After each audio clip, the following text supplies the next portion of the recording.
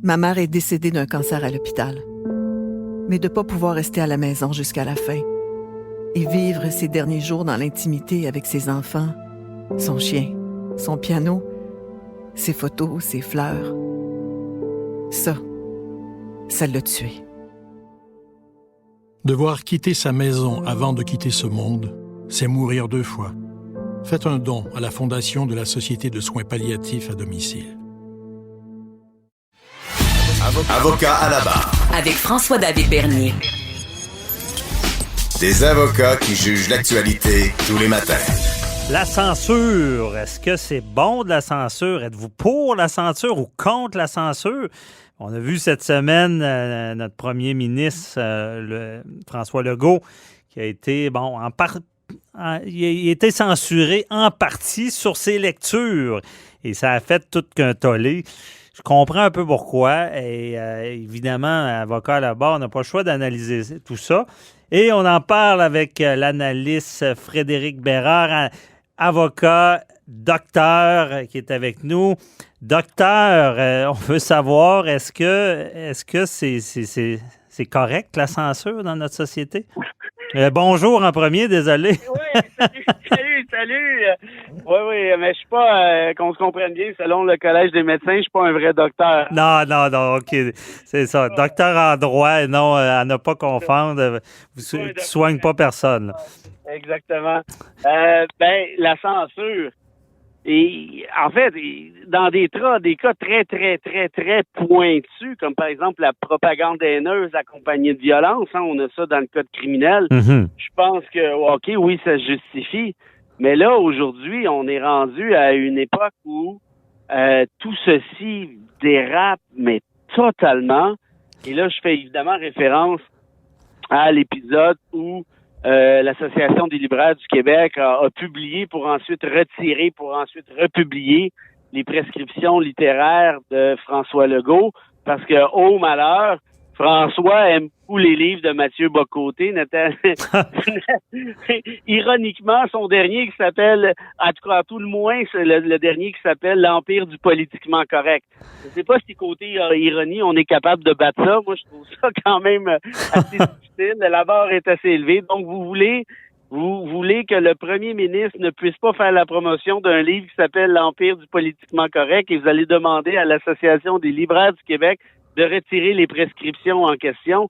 Je trouve que cette société est en train de déraper totalement. En fait, c'est pas tant la société québécoise qu'un mouvement là communément appelé les woke qui pratiquent la culture de l'effacement, OK. Qui viennent nous dire qui est bien ou pas bien.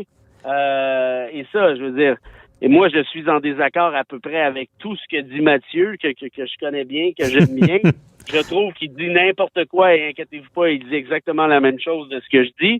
Et c'est tout à fait correct, ce qui ne nous empêche pas de prendre une bière à Paris ou ailleurs quand on oui. la France. Mais ça amène au débat. Le débat est important. Et là, je veux dire, moi, je suis content que votre côté existe. C'est un intellectuel qui est débarqué assez rapidement dans le paysage politique québécois, à la fin des années 2000.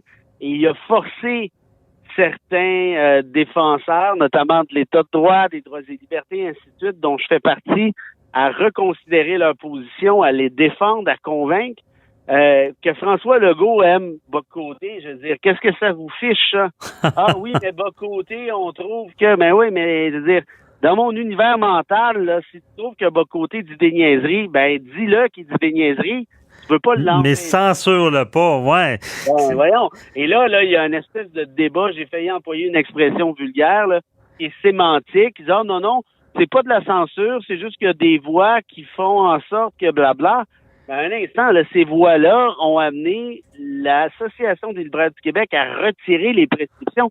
OK, c'est peut-être pas de la censure au sens classique du terme, mais reste qu'il y a une association, je répète, de libraires. Des gens qui, par définition, vous vendent des livres. Donc, ils vous disent, hey, ça, il y a des idées dans ça, il y a des idées dans ça, puis c'est peut-être pas les mêmes idées.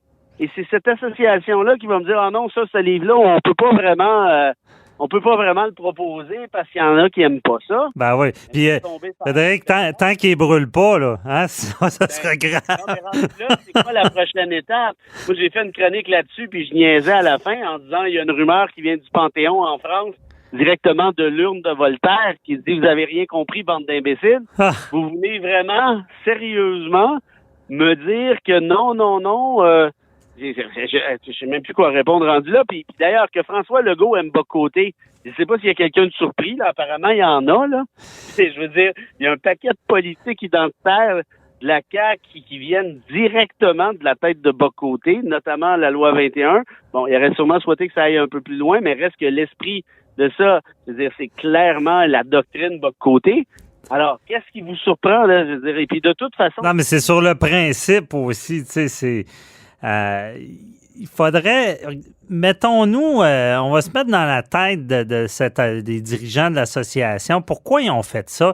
Est-ce que c'est l'impact des médias sociaux? Ils s'attendaient à une flambée sur les médias sociaux, puis ils ont peur, ils retirent ça? Ou ils se disaient, ben c'est une chose correcte à faire parce qu'on ne veut pas projeter certaines images? Ben, moi, je pense que c'est la première option, bien franchement, dans l'optique où c'est ça, moi, que j'ai. C'est là le problème que j'ai avec les woke, essentiellement. Moi, sur le fond, la culture woke, de défendre les personnes vulnérables, certains trucs. Ah, mais explique donc woke là, à nos auditeurs. Là. Woke, ça vient clairement, ironiquement, puis ça, Bock-Côté le dit souvent, ça vient ironiquement des campus universitaires américains, c'est-à-dire on vient de se réveiller, on vient woke, on vient d'apprendre quelque chose, un peu gênant, là, dans d'affaires que bon. Et c'est le nouveau social justice warrior, si on veut, les combattants des médias sociaux, en quelque sorte. On va défendre les vulnérables, on va défendre les minorités assiégées, et ainsi de suite, pour une certaine égalité, justice sociale. Moi, à la base, évidemment, je peux pas être contre ça, je suis de ce côté-là de façon générale. Okay. Mais moi, c'est dans les méthodes que je débarque. Je veux dire, la méthode, la culture de l'annulation, de l'effacement, le cancel culture en anglais, c'est-à-dire, hey, on n'est pas d'accord avec toi, fait qu'on va te fermer la gueule, puis on va prendre une grosse gomme à effacer, puis on va t'effacer du débat public, sinon de l'histoire.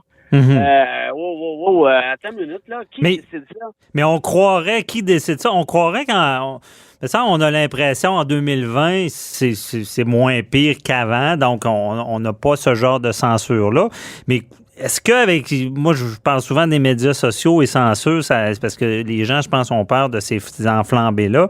Est-ce qu'on empire? Puis là, on est-tu capable de faire un lien avec ce qui s'est passé à l'Université d'Ottawa, le professeur là, qui avait été t'as tout à fait raison. Moi, dans la chronique dont je te parle, c'est exactement le lien que je fais. Okay. J'ai un ami, Alain Roy, qui est prof à l'Université de Montréal, qui s'est fait sauter d'en face par plein d'étudiants sur sa page Facebook parce que lui, il appuyait la prof.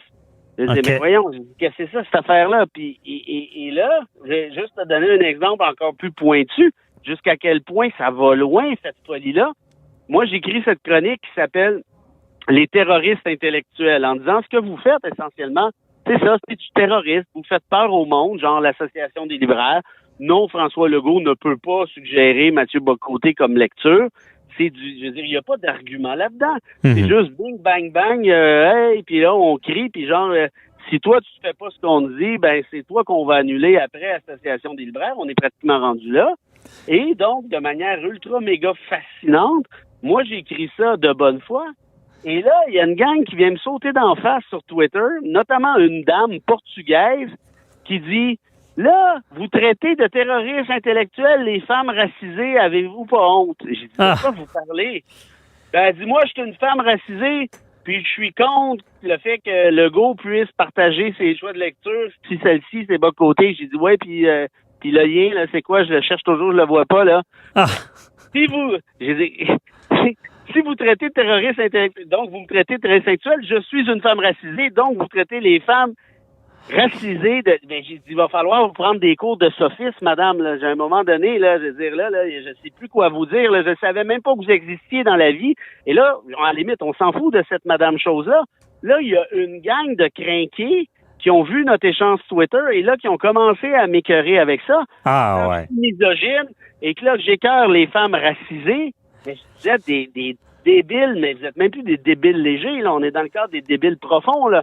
Vraiment, j'ai Hey! ça, moi, pour mépriser les femmes racisées, parce que je suis misogyne. Ben, j'ai continué comme ça, puis vous confirmez textuellement ce que j'essaie de dire, c'est que vous êtes fêlés. Vous essayez de faire peur au monde, puis là, vous pensez que je vais me fermer la gueule, puis dire, hey, je présente mes excuses aux femmes racisées, mais ça va pas dans le coco, là. Ça dérape. Ben non, mais complètement. Puis vous essayez de fonctionner par la peur, même si vous dites des idioties. Or, la pire affaire qu'on peut faire avec un terroriste, c'est négocier avec lui. Or, dans la vie, moi, je négocie pas avec des terroristes, puis je prends personne en otage. Fait que je reculerai pas. Je maintiens précisément chaque lettre de cette chronique-là. Puis si vous êtes senti offensé, madame, allez consulter un psychologue, parce que j'ai rien à voir là-dedans. Je suis désolé, là, mais là, à un moment donné, ça va faire. Je ne me sentirai certainement pas coupable, particulièrement du fait que ça fait 12 ans que je me casse en deux pour défendre ces luttes racisées-là, parce que j'y crois, les luttes antiracistes. Ben oui. Je vois très clairement. Mais là, vous êtes en train de brûler des alliés parce que vous êtes complètement fêlés. En attaquant des gens comme moi, en disant que je vise des femmes racisées, je parle même pas des femmes racisées dans cette affaire-là. Le mot est même pas là. Ça n'a aucune pertinence. Mais, ça, bref. Mais c'est en plein, tu viens de me confirmer ce que je crois. Honnêtement, le recul, je pense, parce que je pense qu'on assiste à un recul, puis on a tendance à... J'ai l'impression qu'on va censurer de plus en plus. Puis je pense que la cause, c'est les médias sociaux.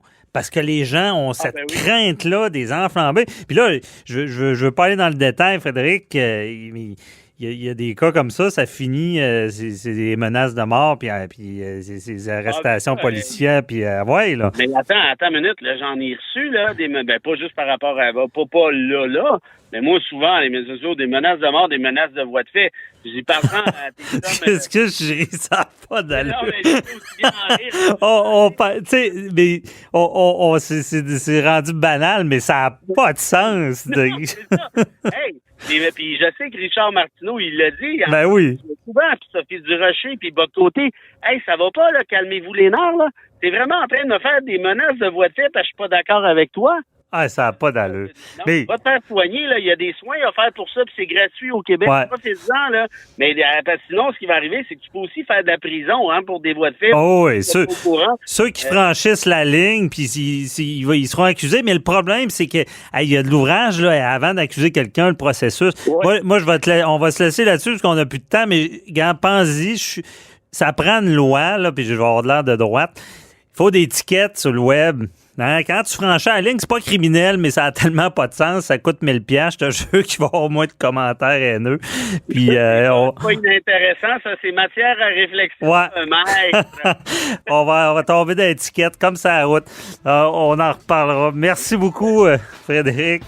C'était fun comme d'habitude. On se reparle. Bye-bye. Ouais. À tout ton large auditoire que je salue bien bas. Salut.